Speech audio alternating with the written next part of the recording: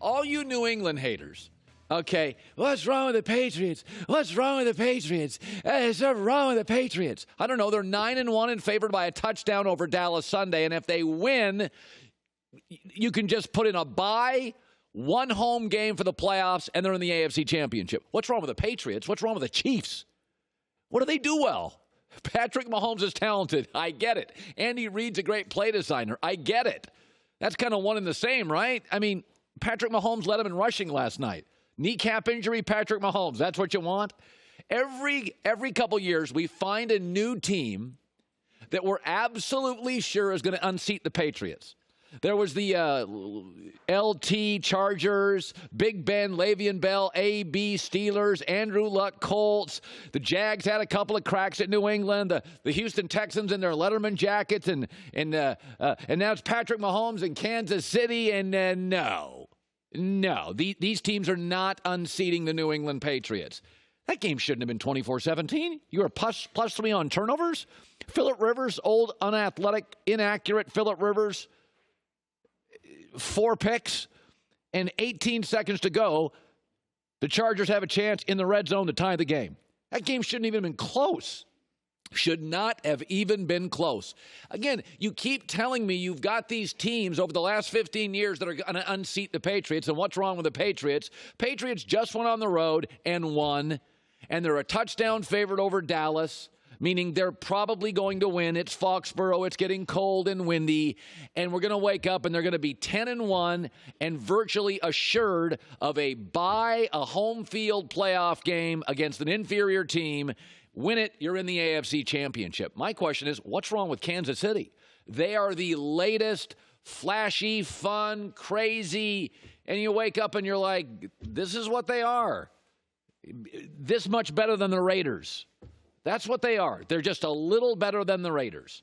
And you know what? The identity of the Chiefs is to Patrick Mahomes. They remind me of those Peyton Manning Colt teams, which left a lot of Super Bowl championships on the table. They remind me of the Aaron Rodgers teams, 2011 to 2018. If Aaron wasn't great, they didn't win.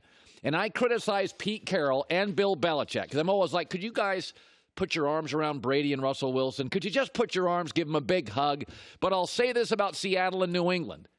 Their sole identity is never Russell Wilson or Tom Brady. Seattle can always beat you different ways. They can run the football, take it away. Russell, defense. We watched San Francisco. Defense was a huge component. Jadeveon Clowney. And we watched New England the other night. Special teams. Edelman, a trick play. Secondary's great against Carson Wentz.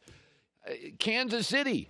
This is LT and the Chargers, Big Ben with great weapons, Andrew Luck and the Colts, Houston in the Letterman jacket.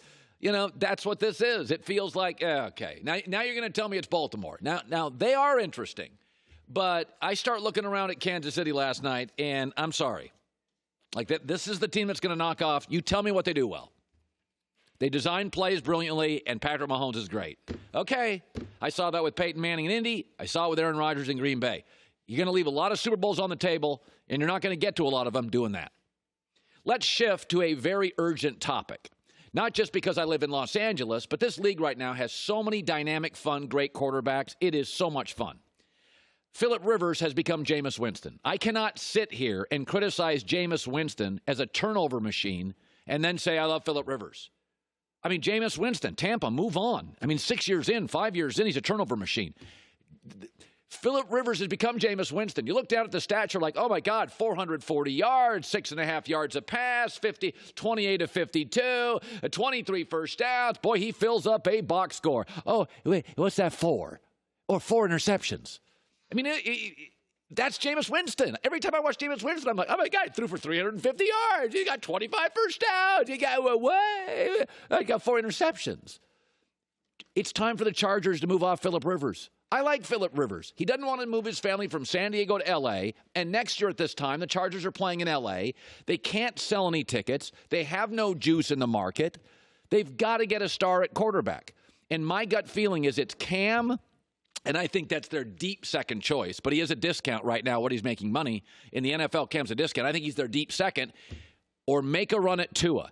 It's all working out. Every single team that's moved off an old, unathletic, older quarterback is happy today.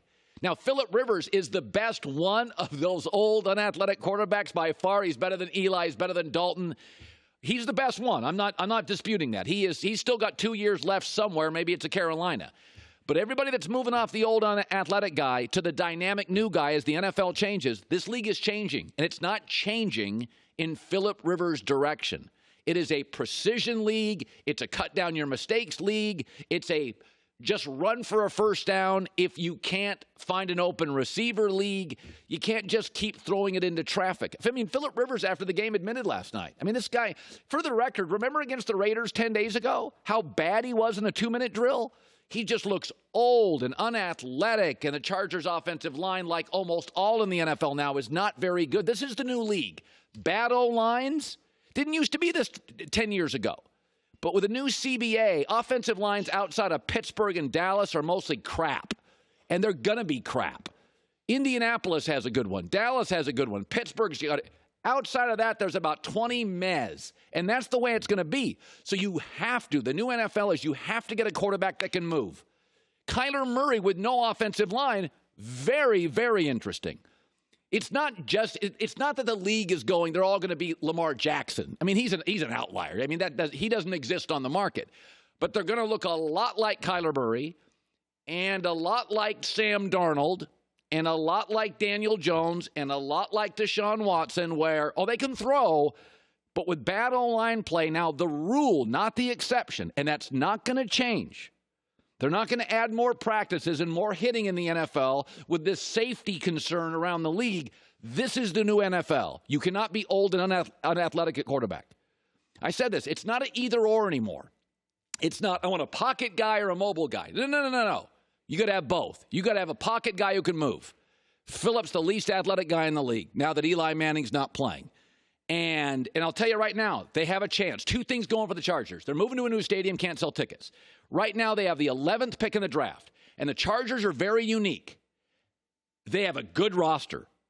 They got 3 good corners. They got 2 good pass rushers. They got all sorts of stuff. If I'm the Chargers at number 11, I call the New York Jets at 5. And I say, let's flip spaces. We'll give you our number 2 corner. Maybe and if the Jets play hardball, give us one of your pass rushers. We'll take that money off the table. And if I'm the Chargers, I go after Tua because Cincinnati's taking a quarterback and Miami's taking a quarterback and Tua's going to drop. And if I'm the Chargers today, you need juice. This roster is too good. We've got a changing league. I'm the Chargers. I go hard after Tua. And I call the New York Jets, who have a corner issue, a wide receiver issue, a pass rusher issue. And you get on the phone and say, we got everything here. We got 2 good receivers. The Chargers have 2 good receivers, 2 good pass rushers, 2 good backs, 2 good corners. Go get the number 2 at any of those positions. Flip picks. Jets would gladly move down to 11 or 12. Their need offensive line will be available at 11, 12, 13, or 14. But Tua won't be available there. Because people are going to pass on him. They're not going to pass on Tua very long. And he would be the star L.A. needs. He would be the juice L.A. needs. He would sell tickets. He would be the mobile quarterback in a conference now that's got Mahomes and Derek Carr. I think it's this. This is what I love about sports. It's constantly fluid. It's Silicon Valley. It's changing. You got to keep up. Bad O-lines is the new reality. That's the new NFL. Translation, it's not an either-or at quarterback. Got to get a dude that can move. Okay? Justin Herbert, Oregon, can move. Joe Burrow was a high school all-state basketball player, can move. Tua can move. By the way, next year, Trevor Lawrence can move. Justin Fields can move. 2 guys on the market. One of them's Cam. He can move. This is perfect. The Chargers have 2 good pass rushers, 2 good corners, 2 good backs. They had 2 good receivers. Give up the second best at one of those spots to move up with the Jets or a team like the Jets and solve quarterback, get juice, get mobile, get athletic, because you're not beating Derek Carr and Patrick Mahomes the next 8 years with that. You might as well make a move. This is an NFL draft with 3 elite prospects. Next year's got 2 elite prospects. You got 5 A-plus prospects coming in. You got Cam on the market, who would be my second choice. Ideally, I'd take a young guy and start over. Hi, everybody. Thanks for watching. Subscribe here to get the latest from the show. Also, be sure to check out more of the best clips from The Herd or go watch a few segments from other shows on FS1.